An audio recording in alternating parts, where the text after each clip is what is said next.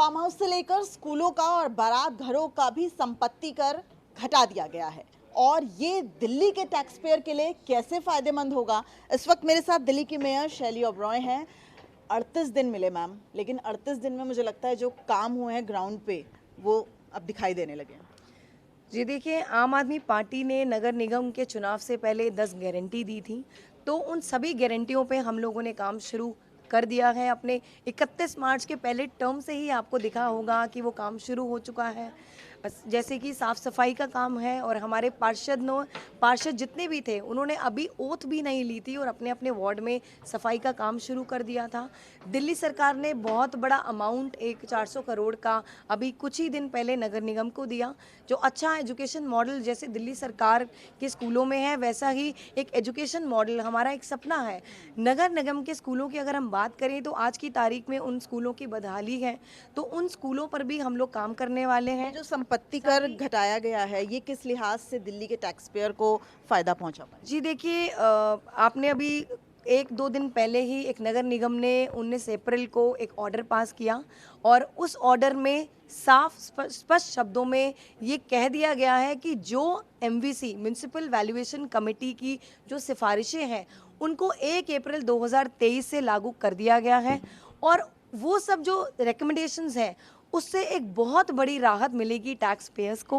वो 29 रिकमेंडेशन अलग अलग पैरामीटर्स पर बेस्ड हैं, जिसमें से एक बहुत बड़ा एक पैरामीटर होता है, मैं आपको थोड़ा टेक्निकल समझाना चाहूँगी। मैं ये समझना चाहूँगी अभी तक किस तरह की परेशानियाँ आती होंगी, चूँकि कमर्शियल टैक्स जाहिर तौर पर काफ़ी था और कोरोना काल की वजह से और ज़्यादा लोगों को दिक्कत आ रही होगी, तो पहले और अब में क्या कुछ परिवर्तन?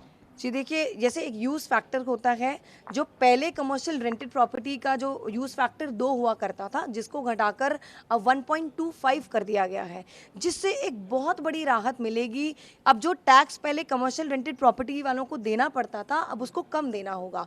साथ ही कुछ ऐसे प्रॉपर्टीज़ हैं उनकी श्रेणी में बदलाव लाया गया है, कुछ ऐसी प्रॉपर्टीज़ हैं उनकी श्रेणी को के लिए एक नई श्रेणी बनाई गई है, जैसे ओल्ड एज होम्स हैं, बैंक्वेट हॉल्स हैं, जैसे पेइंग गेस्ट हाउस हैं, हॉस्टल्स हैं, पेट्रोल पंप्स हैं, पार्किंग्स हैं, एजुकेशनल इंस्टीट्यूशंस हैं। साथ ही कुछ ऐसी सोसाइटीज़ हैं जो अपना वेट वेस्ट अगर 100% तरीके से साइंटिफिक तरीके से अपना वेट वेस्ट साइंटिफिक तरीके से डिस्पोज ऑफ करेंगे तो उनके लिए भी 5% का रिबेट दिया गया है। और इसको करने का हमारा एक ही ऑब्जेक्टिव है ताकि जनता में अवेयरनेस आए कि कैसे हम अपने वेस्ट को कम कर सकते हैं, कैसे हम अपने जो हमारा सॉलिड वेस्ट मैनेजमेंट है उसको इफ़ेक्टिव तरीके से इम्प्लीमेंट कर सकते हैं और उनमें एक जागरूकता आए कि कैसे हम अपने वेस्ट को सेग्रीगेट कर सकते हैं, ताकि जो कूड़ा घरों में जनरेट होता है और जो लैंडफिल्स पे जाता है वो कूड़ा वहाँ ना जाकर लेगेसी वेस्ट ना बने,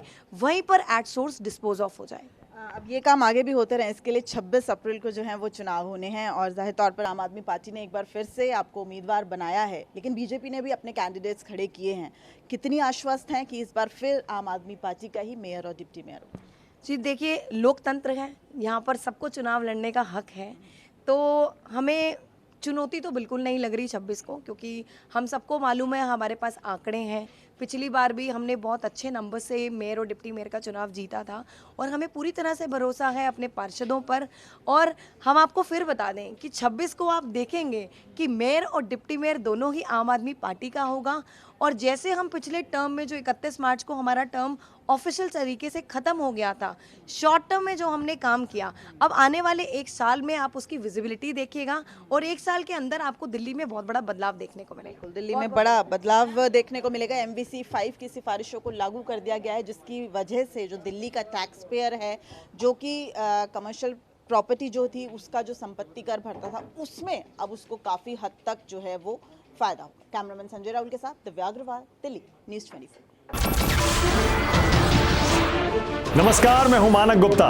अगर आपको हमारा ये वीडियो पसंद आया हो तो इसे लाइक और शेयर जरूर करें और हाँ, हमें सब्सक्राइब और फॉलो करना ना भूलें ताकि आप देश और दुनिया की कोई खबर मिस ना करें। तो जुड़े रहिए हमारे साथ और देखते रहिए न्यूज़ 24।